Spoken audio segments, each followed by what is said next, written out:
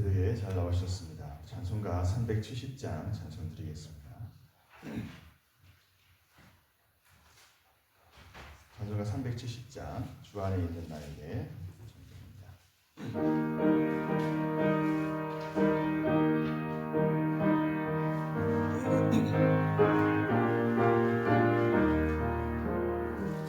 주 안에 있는 나에게 난 근심이 있으랴 십자가 밑에 나아가 내 짐을 풀었네 주님을 찬송하면서 할렐루야 할렐루야 내 앞길 멀고 험해도 나 주님만 따라가리 그 두려움이 변하여 내 기도 되었고 전날의 한숨 변하여 내 노래 되었네 주님을 찬송하면서 할렐루야 할렐루야 내 앞길 멀고 험해도 나 주님만 따라가리 내 주는 자비하셔서 늘 함께 계시고 내 궁핍 밤을 아시고 늘 채워주시네 주님을 찬송하면서 할렐루야 할렐루야 내 앞길 멀고 험해도 나 주님만 따라가리 내 주 안에 애진 언약은 영불변하시니 그 나라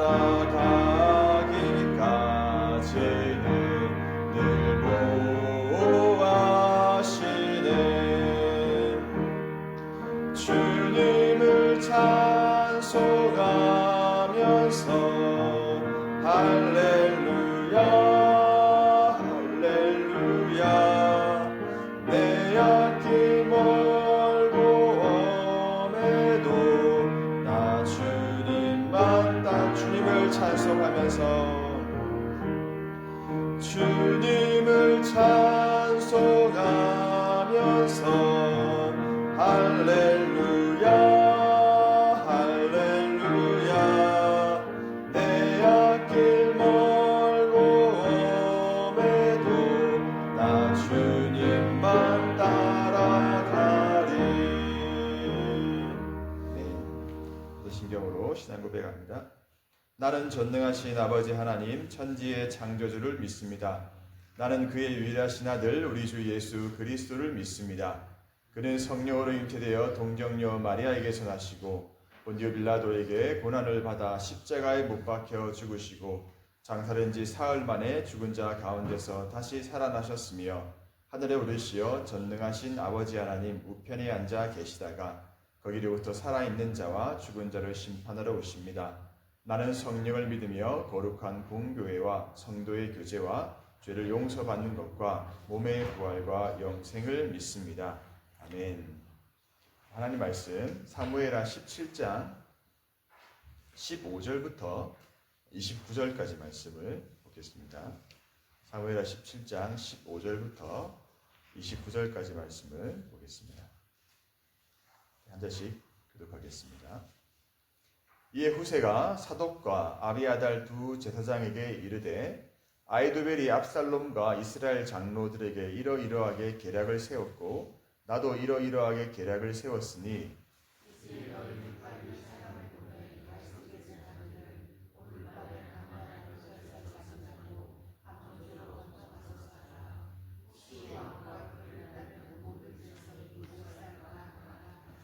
그때 요나단과 아히마아스가 사람이 볼까 두려워하여 감히 성에 들어가지 못하고 에느로겔가에 머물고 어떤 요정은 그들에게 나와서 말하고 그들은 가서 다윗 왕에게 알리더니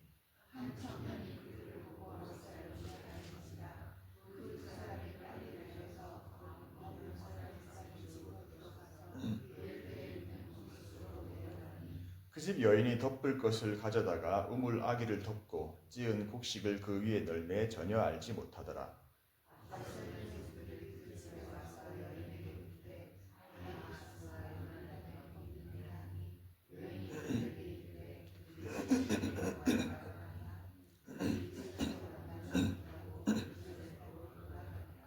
그들이 간 후에 두 사람이 우물에서 올라와서 다윗 왕에게 가서 다윗 왕에게 말하여 이르되 당신들은 일어나 빨리 물을 건너가소서 아히도벨이 당신들을 해하려고 이러이러하게 계략을 세웠나이다.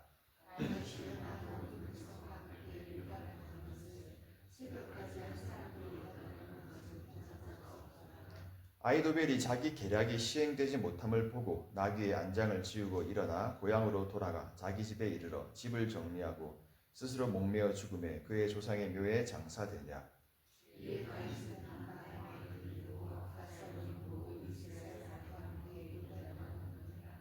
압살롬이 아마사로 요압을 대신하여 군 지휘관으로 삼으니라. 아마사는 이스라엘 사람 이드라라 하는 자의 아들이라.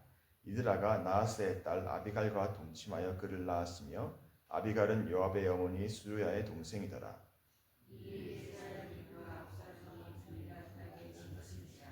다윗이 마하나임에 이르렀을 때에 암몬 족속에게 속한 랍바 사람 나하스의 아들 소비와 로데발 사람 암미엘의 아들 마길과 로골림 길르앗 사람 바르실레가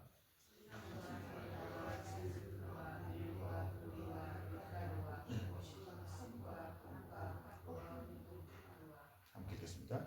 꿀과 버터와 양과 치즈를 가져다가 다윗과 그와 함께한 백성에게 먹게 하였으니 이는 그들 생각에 백성이 들에서 시장하고 고난하고 목마르겠다 함이더라.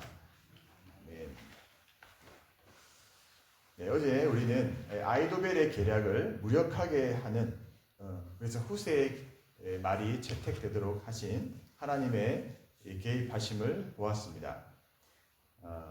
이제 압살롬은 후세의 계략을 취해서 전 이스라엘에 전령을 보내어서 모든 군대를 다 모으기를 시작했습니다. 후세의 말을 들은 것이죠. 그런데 후세는 그래도 혹시나 곧바로 다윗을 쫓아갈 수 있는 위험이 있겠다고 생각을 했는지 곧바로 사람을 보내어서 다윗과 그 무리들로 하여금 요단을 건너갈 것을 이야기를 합니다. 15절 16절인데요. 이에 후세가 사독과 아비아달 두 제사장에게 이르되 아히도벨이 압살롬과 이스라엘 장로들에게 이러이러하게 계략을 세웠고 나도 이러이러하게 계략을 세웠으니 라고 합니다. 후세가 왕궁에서 있었던 일을 두 제사장 사독과 아비아달에게 이제 이릅니다. 그래서 이 두 사람이 또 한 여종에게 이 말을 전하고 여종으로 하여금 성 밖으로 나가서 거기서 대기하고 있던 두 사람 요나단과 아히마아스에게 이제 전달하도록 합니다. 그래서 어떤 내용을 전달하도록 하냐면 16절에 다윗에게 전하기를 오늘 밤에 광야 나루터에서 자지 말고 아무쪼록 건너가소서 혹시 왕과 그를 따르는 모든 백성이 몰사할까 합니다. 라고 소식을 전하게 합니다. 여기서 소식을 전하는 사람들을 보면 요나단과 아히마아스가 나오죠. 이들이 누구냐면 바로 아비아달과 사독의 아들들입니다. 이 아비아달과 사독 이 제사장은 원래 다윗이 압살롬의 반란을 피해 도망갈 때 언약궤를 메고 같이 다윗을 따라 나섰던 이들이었는데 다윗이 그들에게 돌아가라고 하죠. 궤를 예루살렘으로 돌려보내고 그곳에 남아서 소식을 전하라고 했었던 이들이었습니다. 이들은 이제 후세와 함께 위장으로 전향해서 다윗을 위해서 일을 하고 있었습니다. 그런데 이제 그 두 사람의 아들들은 다윗과 함께 길을 나섰던 것이고요. 그래서 아버지들은 압살롬 쪽에, 아들들은 다윗 쪽에 나누어져서 그러나 한 목적을 가지고 다윗을 위해 일하는 다윗의 동력자들이었습니다. 하나님은 다윗의 인생의 고난 가운데도 동력자들을 이렇게 여기에도 거기에도 남겨두셨습니다. 그래서 다윗의 삶을 보호하시고 계셨습니다.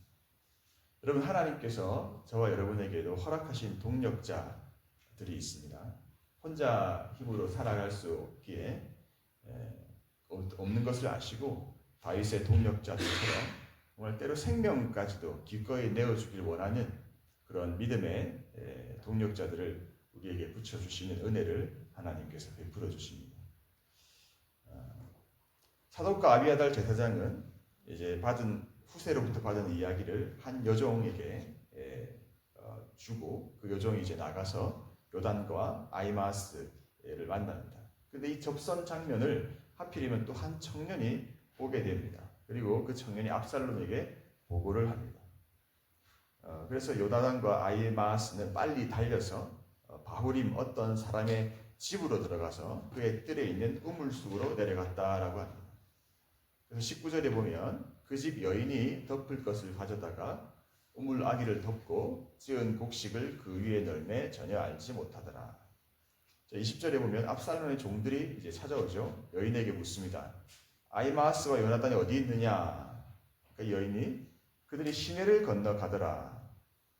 그래서 그들이 이제 찾았는데 만나지 못하고 예루살렘으로 돌아갔다라는 내용이 나옵니다. 긴장감이 고조됩니다. 발각되면 꼼짝없이 죽은 목숨이었습니다. 그런데 한 여인, 이름이 나오지 않는 한 여인의 지혜와 용기로 말미암아 목숨을 건집니다.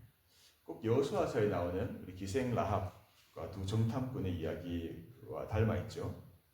기생 라합은 믿음으로 하나님을 경외함으로 두 정탐꾼을 숨겨주었습니다. 이 여인도 압살롬의 이 권력을 두려워했다면, 자신의 목숨을 생각하고 고려했다면 이 두 사람 지금 우물에 숨었습니다라고 고발해도 아무런 해가 없었을 것이고 상도 받을 수 있었을 텐데, 이 여인도 기생 라합처럼 그 짧은 순간에 믿음의 선택을 합니다.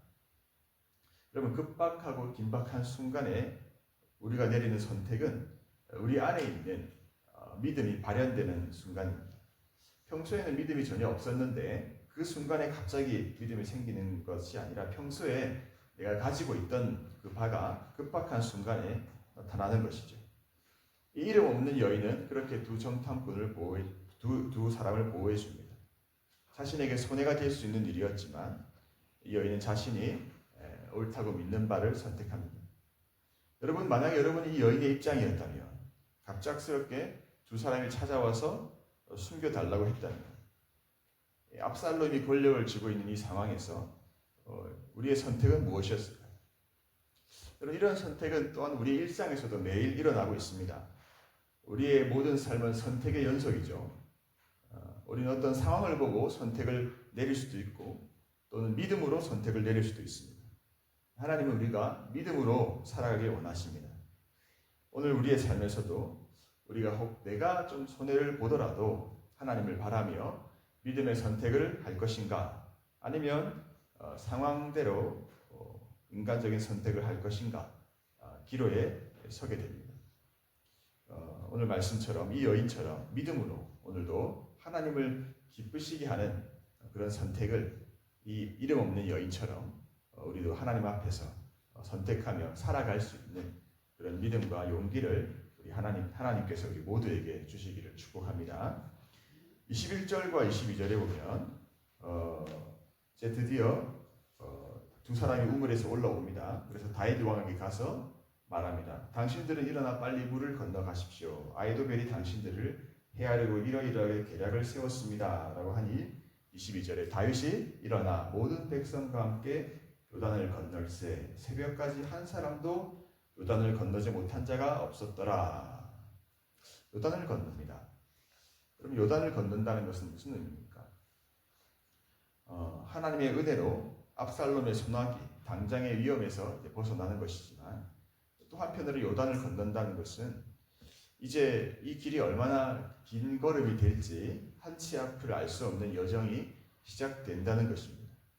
요단을 건넌다는 것은 성경적으로 이 광야와 약속의 땅 사이의 이 경계잖아요. 광야를 청산하고 요단을 건너 가나안을 왔지 않습니까? 근데 다윗은 이제 그 요단을 건너 다시 광야로 나아갑니다. 왕이 되기 전 다윗은 도망자 생활을 한 적이 있었죠. 10여 년이 넘는 시간 안식할 집도 없이 여러 곳을 도망다니며 어려운 시간을 보냈었습니다. 근데 하나님이 왜 다시 이 시간을 다윗에게 허락하실까? 이런 질문들을 다윗도 하지 않았겠습니까? 다윗에게 여러 가지 복잡한 감정이 있었을 것입니다. 당장 이제 내일을 알 수 없는 막막함도 있었고, 아이도벨까지 이 모반에 가담했고, 여러분 내일을 기대할 수 없을 때, 계획할 수 없을 때, 꿈꿀 수 없을 때, 내가 할 수 있는 것이 아무것도 없을 때, 내가 빈손임을 깨달을 때, 그때가 그런데 참 힘들지만 온전히 하나님을 다시 바라볼 수 있는 소중한 시간입니다. 내 손에 쥐어진 것이 많을 때는 내가 이런저런 옵션을 가지고 계획을 하지만 내게 남은 것이 없을 때는, 인간적인 의지가 없을 때는 다시금 전적으로 하나님을 바라보게 되는 그런 시간입니다. 광야의 시간은 그래서 힘들지만 하나님과 가장 가까워지는 시간이고, 하나님과의 친밀감을 가장 깊이 누릴 수 있는 시간이고, 내 영혼이 하나님 앞에서 다시 살아나는 시간입니다. 그래서 저는 다윗이 너무 고통스러운 현실이지만 광야로 나아가고 싶었지만 스스로 선택해서 갈 수는 없잖아요. 요단을 건너면서 왕이 되기 전의 시간들을 생각해 보지 않았을까? 그러면서 하나님, 저를 다시 그 예전의 광야로 초대하십니까? 감사합니다. 다시금 하나님과의 깊은 관계가, 친밀함이 이 시간들을 통해서 회복되기 원하시는 하나님의 뜻인 줄 믿습니다.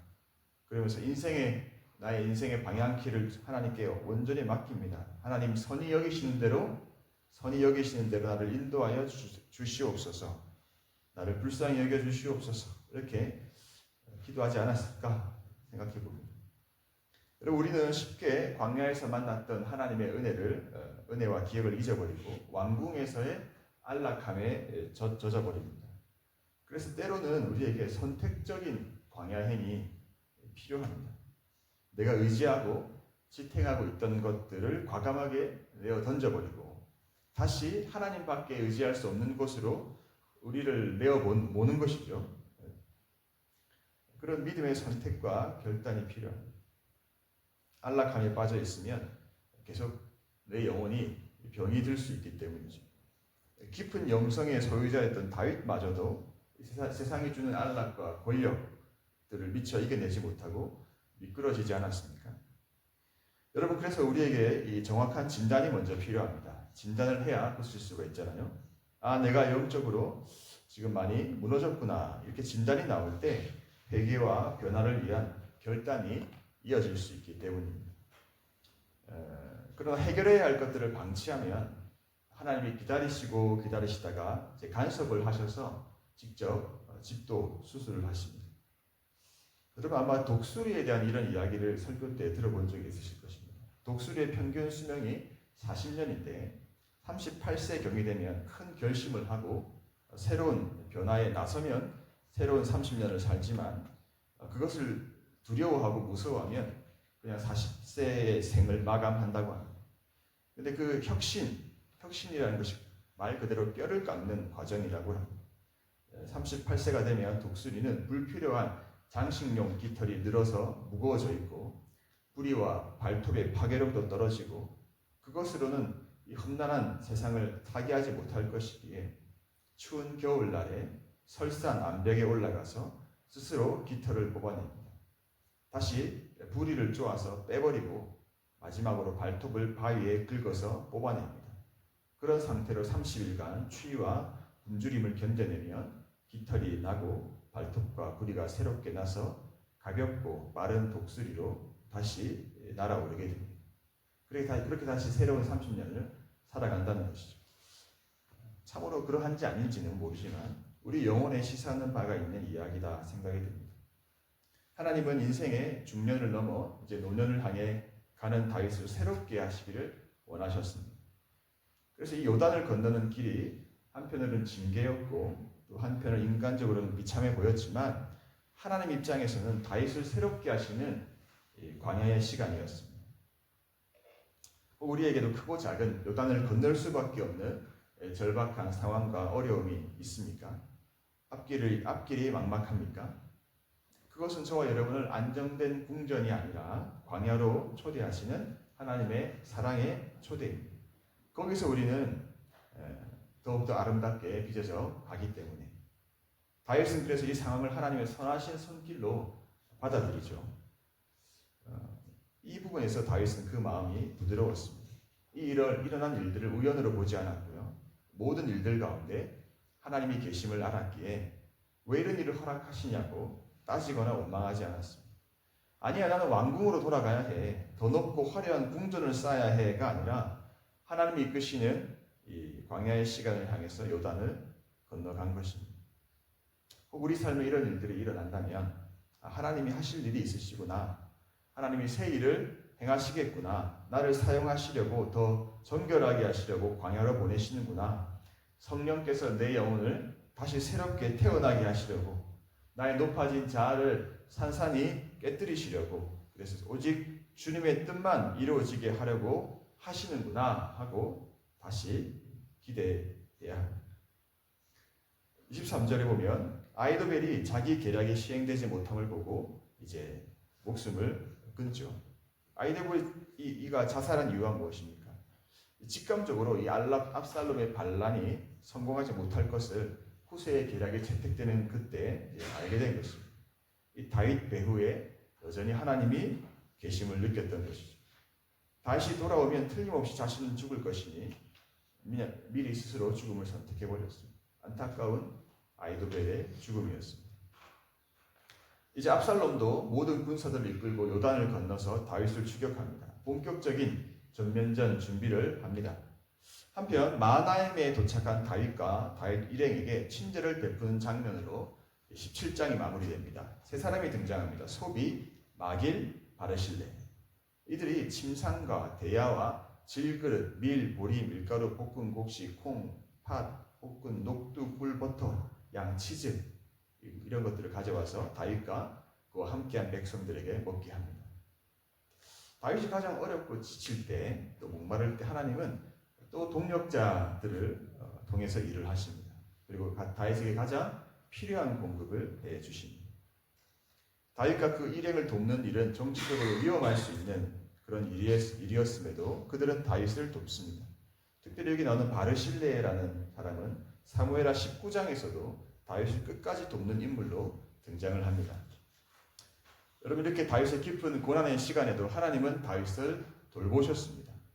그리고 하나님이 아니고서는 해결할 수 없는 상황들을 주시고 또 하나님이 개입하심으로 다윗을 가르치셨습니다. 누가 참 왕이냐? 너냐 나냐? 누가 참 공급자냐? 왕궁에서 편하게 걱정 없이 살 때는 마치 내가 내 힘으로 사는 것처럼 착각하기가 쉽잖아요. 사실 이 모든 공급도 하나님께로부터 오는 것인데, 근데 광야에서는 모든 공급이 하나님께로부터입니다 라고 고백할 수밖에 없습니다. 그래서 광야는 하나님의 은혜를 다시금 깊이 경험하는 최적의 장소가 됩니다. 오늘 본문에서 이 많은 다윗의 일행들을 누가 공급할 수 있습니까? 하나님은 그러나 사람들을 준비하셔서 이 다윗의 많은 일행을 공개하도록 하십니다. 여러분, 우리가 광야 같은 인생을 살아도 하나님이 우리 인생을 돌보십니다. 사람과 물질과 환경을 통해서 공급하십니다. 하나님이 함께 하심을 더욱더 깊이 경험하도록 하는 은혜의 장소에서 말입니다. 이렇게 다윗은 이제 무너진 왕이 아니라 다시금 하나님께 붙들리는 왕이 됩니다. 광야에서 다윗은 다시 새롭게 변화될 것입니다. 우리는 비록 왕궁의 안락함을 좋아하지만 하나님은 때로 우리를 요단 앞에 세우셔서 다시 은혜를 배우게 하십니다.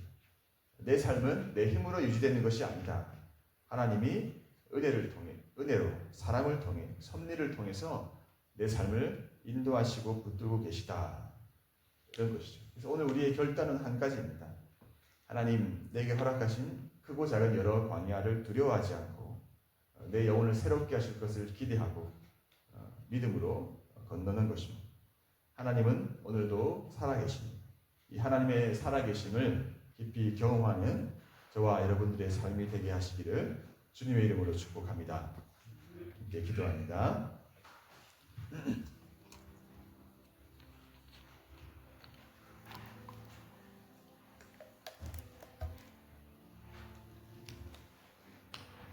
하나님, 우리의 삶을 다시 붙들어 주시옵소서. 광야에서도 하나님만 신뢰하는 우리가 되게 해 주시옵소서. 내가 지금 영적인 안락함에 빠져 혹시 있는 모습이 있다면 바로 진단하게 하시고 깨닫게 하셔서 주님 필요한 연단 또는 필요한 광야로 우리를 초대해 주십시오.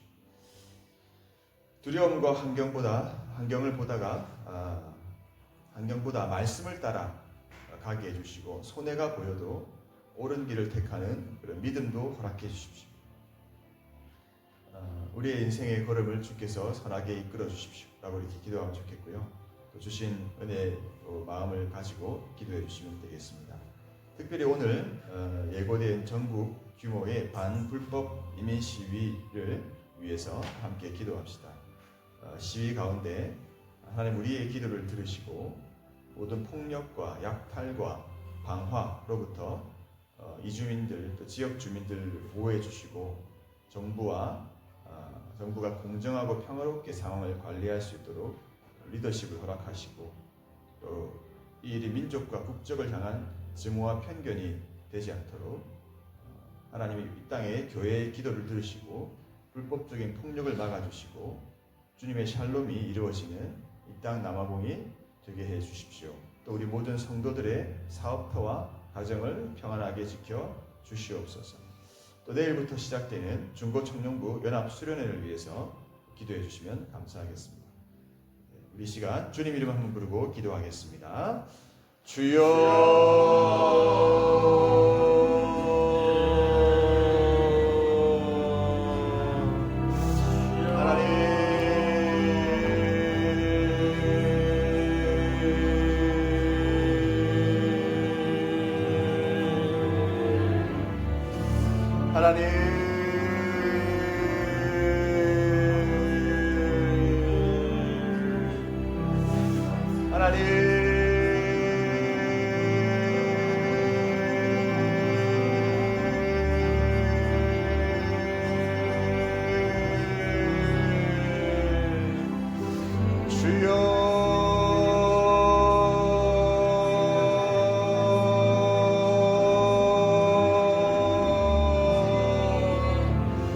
주여 요단을 건너 하나님의 인도하시는 무엇이 기다릴지 알지 못하오나 하나님의 친밀하심과 죄의 공급하심에 기다리는 곳으로 우리의 삶을 오늘도 인도하여 주셔서 우리의 영혼이 메마르지 아니하게 하시고 안락함에 젖어가지 않게 하시고 더욱더 깨어 하나님의 은혜를 구하며 나아가는 우리의 인생의 걸음들이 되도록 하나님 도와주세요.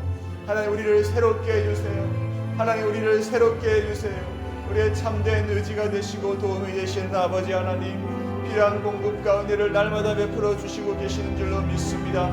때로 우리를 하나님 광야로 인도하셔서 우리를 다시 태어나게 하시고 새롭게 하시는 줄로 믿습니다. 주님 녹수리처럼 우리의 영혼을 새롭게 하여 주시옵소서. 우리의 영혼을 새롭게 하여 주시옵소서. 하나님 우리 교회가 드리는 기도에 응답하여 주시옵소서. 주여 오늘 있는 이 집회 가운데 하나님 은혜와 평강을 허락하여 주셔서 주님의 샬롬이 이루어지게 하시고 아버지 하나님 불법적인 모든 폭력들이 그쳐지게 하시며 아버지 그것을 조장하는 모든 세력들을 막아주시며 하나님의 뜻이 이루어지는 주의 남아공 이 땅 되게 하옵소서. 주여 열방을 섬기는 아프리카 대륙을 섬기는 남아공 되게 하여 주옵소서. 아버지 세우신 교회들 축복해 주시고 기도하여 하나님의 뜻을 구하며 간구하며 나아가오니 하늘문을 여시고 역사하여 주옵소서. 강권적으로 간섭하시고 개입하여 주셔서 아버지 생명들의 목숨들이 아버지 다치지 않도록 위험하지 않도록 도와주시옵소서.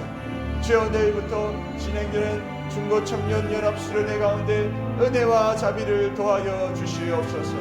하나님 말씀을 허락하여 주시옵소서. 하나님 필요한 은혜를 우리 모두에게 공급하여 주시옵소서. 하나님 성령으로 우리를 충만케 하여 주시옵소서.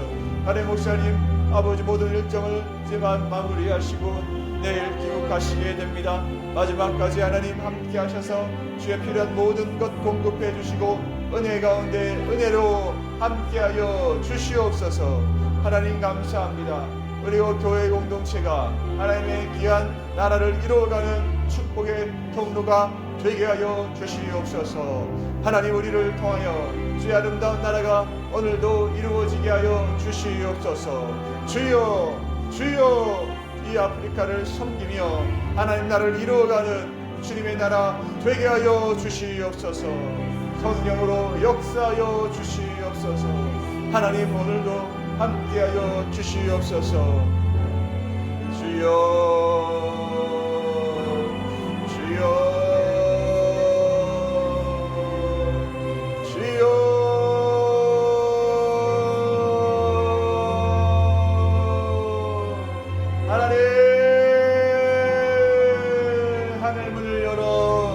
역사하여 주세요. 하늘로부터 급하고 강한 바람 같은 성령의 충만함이 하나님 우리 모두에게 전해지게 하시고 성령 충만함을 다 받는 우리들이 되게 하여 주시옵소서. 되게 하여 주시옵소서. 되게 하여 주시옵소서. 하나님 주여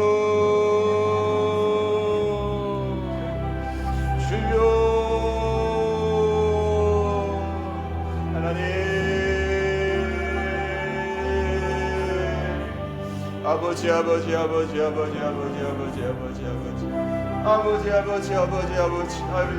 계략은 무너지며 파해졌습니다.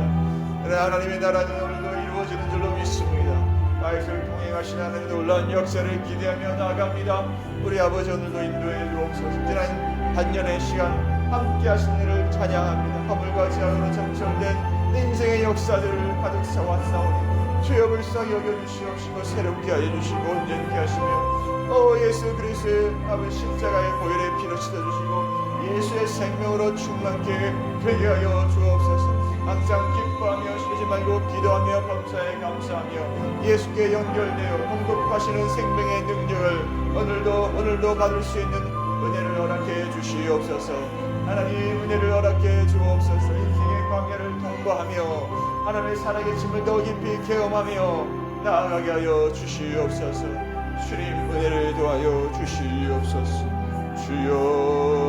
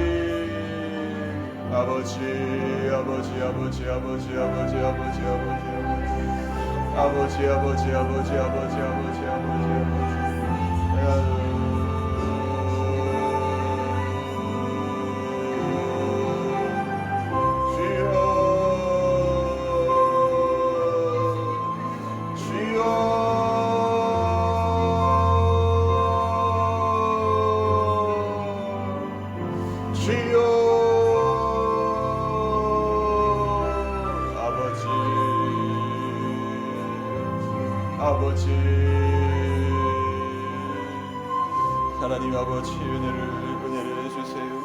하나님 아버지 우리의 자녀들을 축복해 주시고 우리 다음 세대를 축복해 주세요. 하나님 인생의 걸음을 인도하실 때 하나님 더 깊은 진밀한 가운데 나가길 원합니다. 선택적 방향으로 나를 인도해 주시고 감사합니다. 아무것도 의지하지 않고 주만 바라보는 삶이 되기를 원합니다. 오직 주만 바라보는 삶이 되기를 원합니다. 오직 주만 바라보는 삶이 되기를 원합니다. 하나님 함께 해 주시옵소서.